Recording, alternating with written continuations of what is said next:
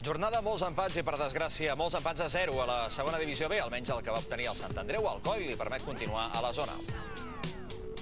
Sant Andreu va perdre una bona oportunitat de sumar la quarta victòria en 4 jornades. Aquesta caiguda d'Álvaro Corral dins l'àrea a un quart d'hora del final va donar l'opció des dels 11 metres a Juanma Pons, però el seu llançament el va aturar el porter Maestro.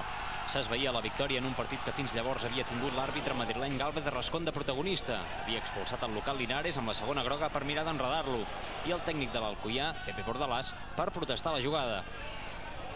I acte seguit compensava enviant als vestidors l'andreuenc Rueda.